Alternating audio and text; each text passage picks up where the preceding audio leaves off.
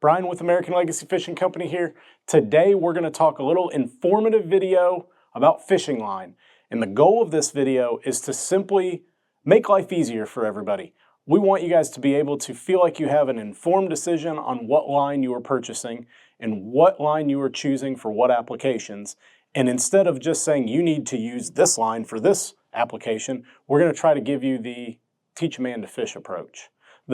Here is the criteria of each line, and then give you the material, insight, and information for you to make an educated choice on what line you want to use for what particular application.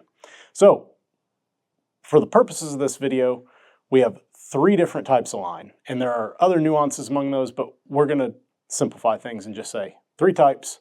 We have monofilament line, right here. We have braided line, right here. And we have fluorocarbon line.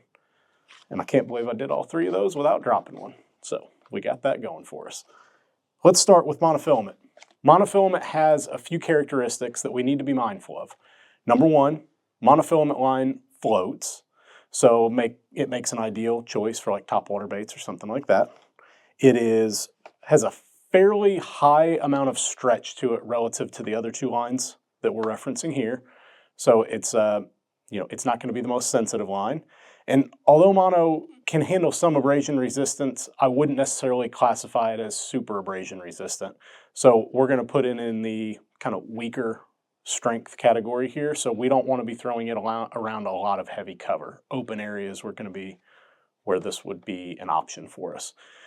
So that's what we're looking at with mono. Next, if we go to braided line has almost no stretch to it whatsoever. That makes it incredibly sensitive. So whenever feel is at a premium, so finesse applications, for example, on spinning reels, braided line absolutely excels. Very, very sensitive. It is the equivalent of having a tungsten weight versus a lead weight. I mean, it makes an unbelievable amount of difference. As mentioned, 0 stretch whatsoever. So anytime we are throwing a moving bait with treble hooks, there is the risk of ripping the hook out of the fish's mouth.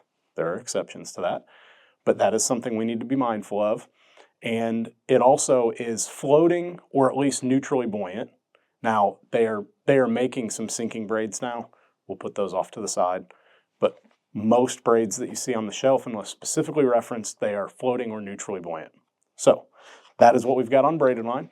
Now, for fluorocarbon. Fluorocarbon is a sinking line. Fluorocarbon is very abrasion resistant. And it has a small amount of stretch, especially in comparison to monofilament, but it has more stretch than braid. So it's in between the 2 from a stretch component. So what you will find with this, it is more sensitive than mono, not as sensitive as braid. It is more abrasion resistant than mono. It sinks, and it has the same light refraction as water, making it theoretically invisible to the fish underneath the surface. So a very good option for clear water. So those are kind of the overview, standing at the top of the mountain looking down, features of each line. So where I think this conversation gets confusing and kind of gets more detailed and elaborate than it needs to be is we take everything as anglers and we put it in a box, a black and white box that is good, bad. And a lot of times, like most things in life, there is nuance to that conversation. There is some room for personal preference. There is some room for experimentation. And I will use one example of this. If someone told me that they wanted to use a monofilament for throwing a topwater frog, I would pretty much say that is incorrect, and I would feel fairly certain that is correct. That is, you need to be throwing braid. There's not really an exception or a case for that to be made otherwise. However, if someone told me that they were throwing a braided line with bladed jig, that is not how I choose to fish. I like to throw a fluorocarbon line with my bladed jigs, but I can see the case to be made for that if they're using a super parabolic rod. Parabolic meaning that it has a ton of flex from tip to butt. It's going to absorb the impact of a bite load up really well, and you're going to have some component of that that needs to have some characteristic that stops the stretch or the forgiveness. In that example, the braid would be what would stop that. If you went with a fluorocarbon or a mono, you would just have way too much give, way too much flex, and it could cost you some hookups, and you're not going to have responsiveness. So that's where it's all a system. It's not just the line. The rod matters. In some cases, the reel could matter potentially in the terms of gear ratio. But the rod is the other component that needs to be taken into account. And the best way I can think to explain this is simply by saying, if you're throwing any presentation of your choice, you either want to have as little forgiveness or as much forgiveness as possible, but you need to make sure to marry those two very well, and that can be done through a combination of the rod and line instead of just the line being the only tool in the quiver there. So again, I'll reference another example of an on-the-water application that you would choose. If I wanted to go fish, if I wanted to go flip reeds, I could do that with braid or fluorocarbon. If I throw an absolute meat stick of a flipping rod, and I throw braid, and I throw a heavy gauge hook, I'm going to blow a hole in that fish's mouth when I lay the wood to him. That fish is going to thrash, come ripping out of the reeds, shaking its head. That hook's going to come flying out of that fish's face with a tungsten weight. It's over.